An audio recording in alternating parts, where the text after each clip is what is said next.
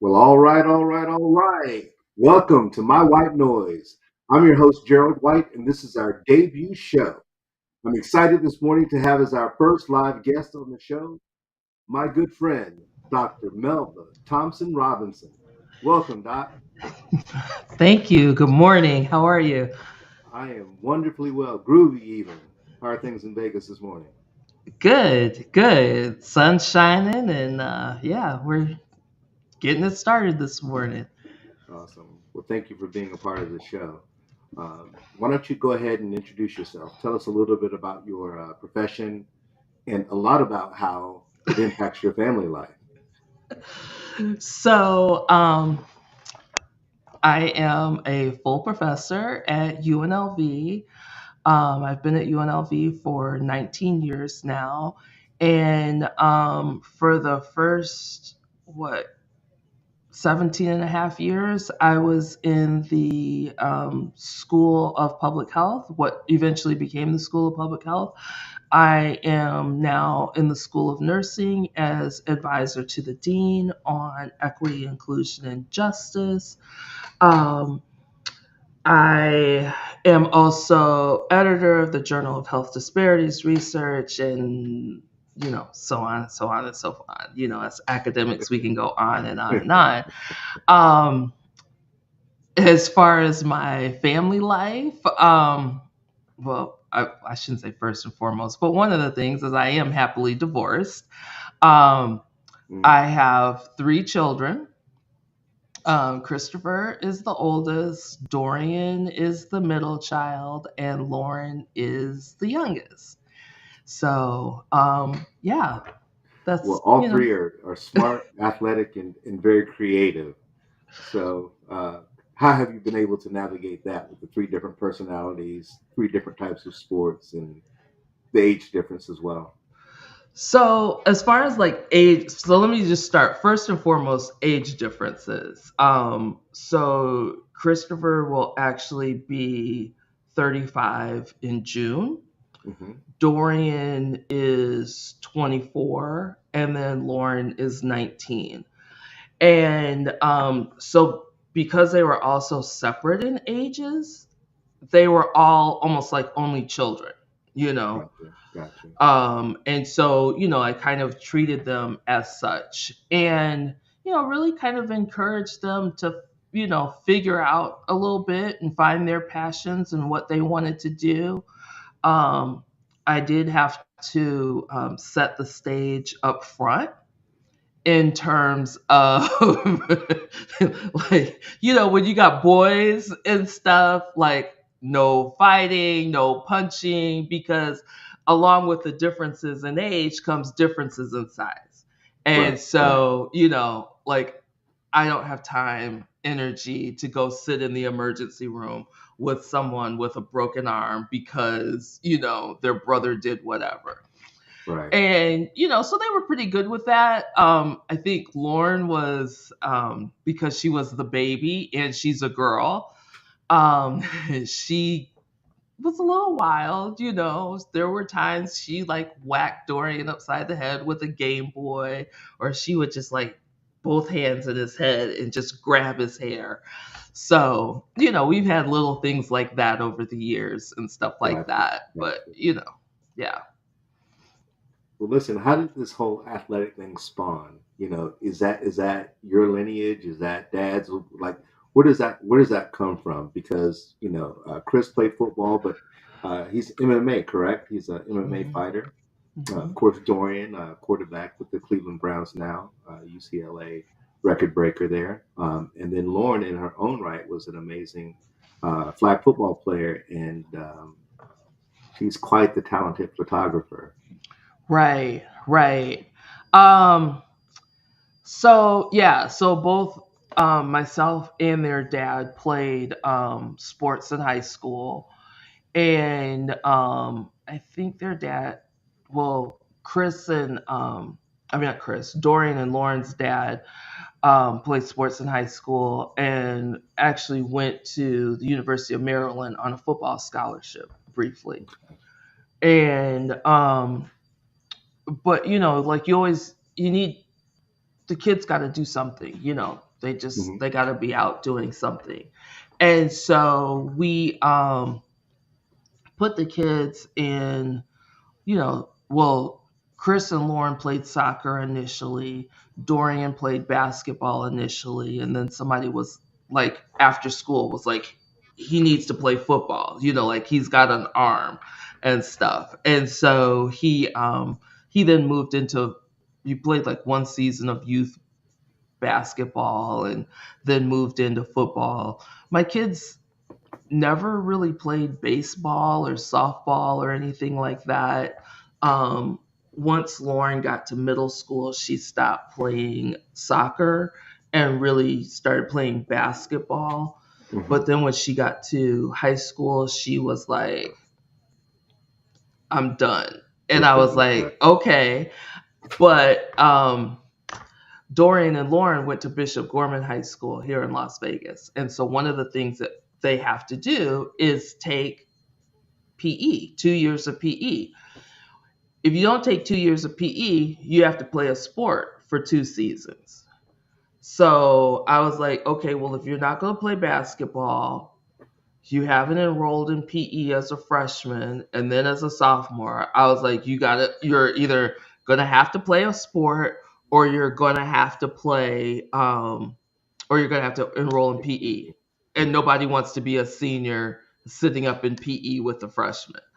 So I was like, this is what we need to do. So she started playing flag football, which was good. There was enough separation between her and Dorian because Dorian was a record setting quarterback at Bishop Gorman. And so they had enough separation that people weren't expecting her like to play quarterback. Right. And I was like, just go out there and just play. Like you're here to get your PE credit. Like, yes, some girls go on and play flag football in college, but I was like, I don't think that's what you want to do at this point. Yeah. So we were with her, it was always about the PE credit. No doubt. Dorian was a little different matter.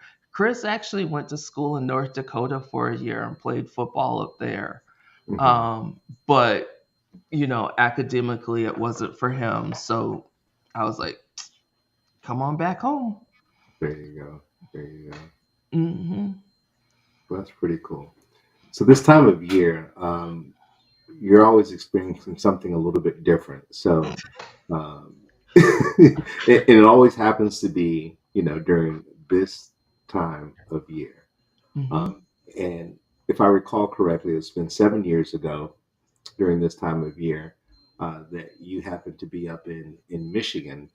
And the occasion was a recruiting trip with Dorian, um, yourself, Brevin Jordan, who was a youth teammate as well as Bishop Gorman teammate, and then also Brevin's mother. Hmm. Why don't you share with us a little bit about that trip? How much of the trip really was it? Oh my gosh, what an experience. So, um, that was actually spring break of Dorian and Brevin's junior year of high school.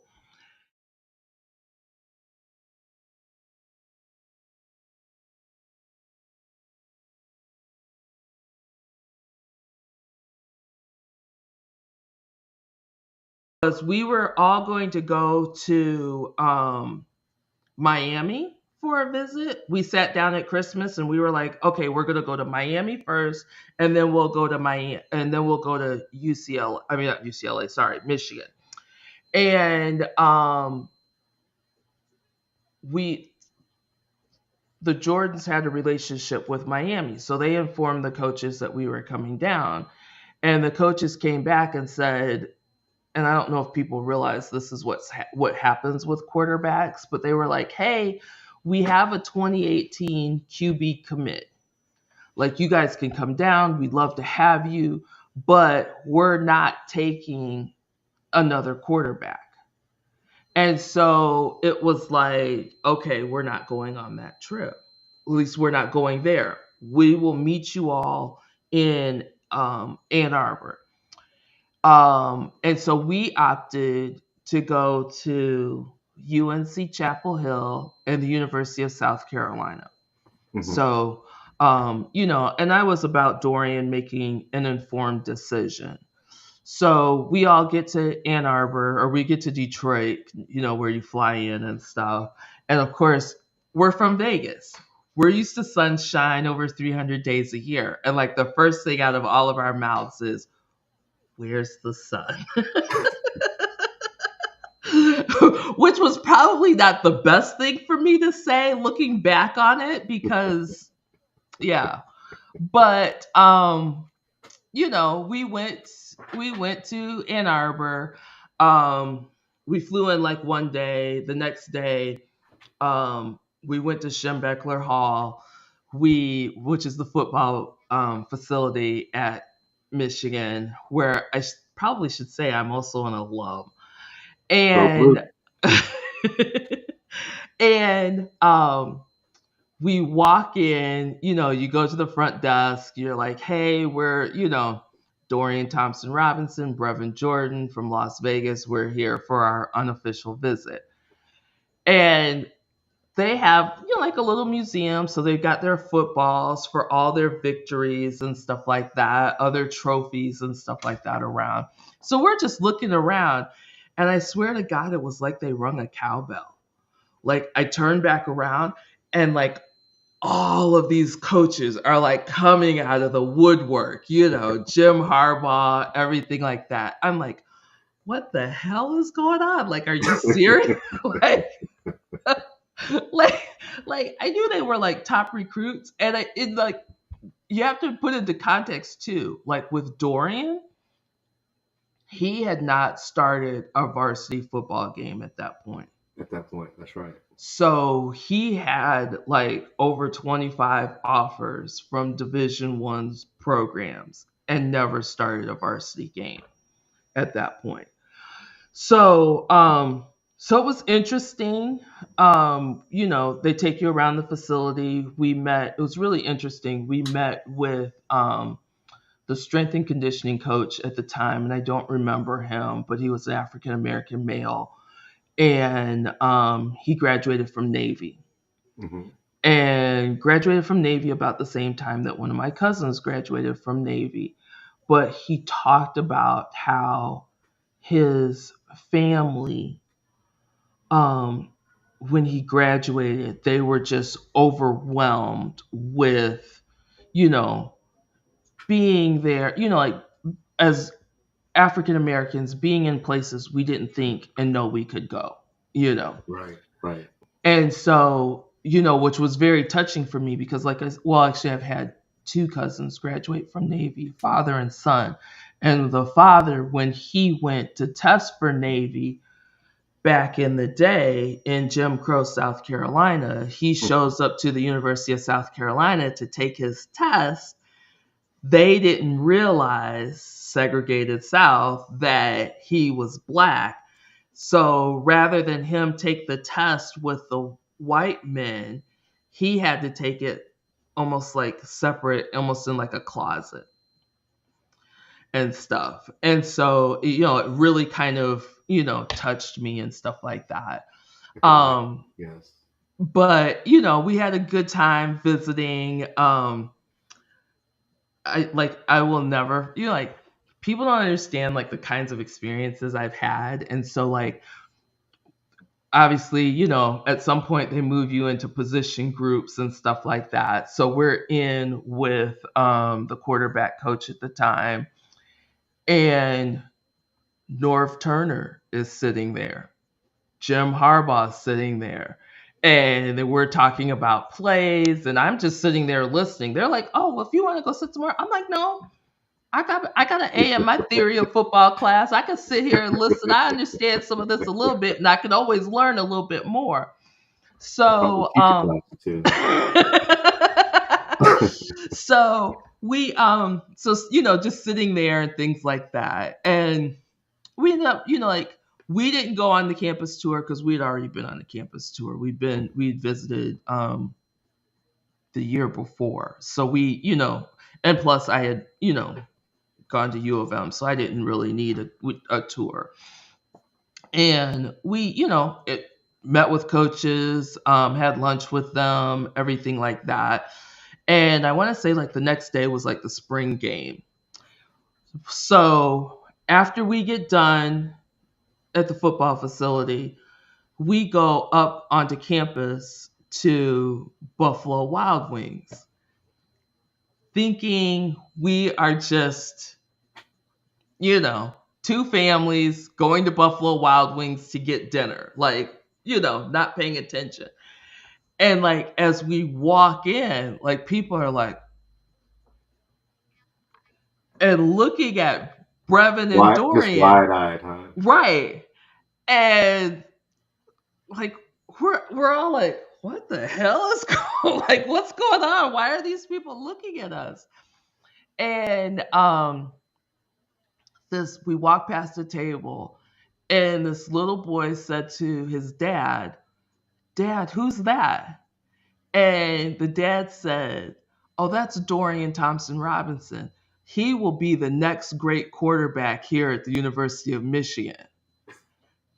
We're all like, what?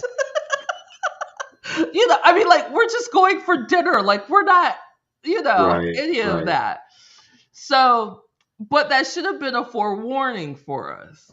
So we were going to the spring game the next day. Before we left the football facility, I looked at Jim Harbaugh and I was like, look, I went to school here. I get parking.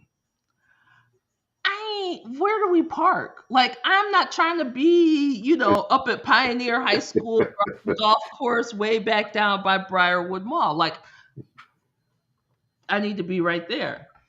And he was like, oh, well, my dad has a parking spot out there. You could just park out there.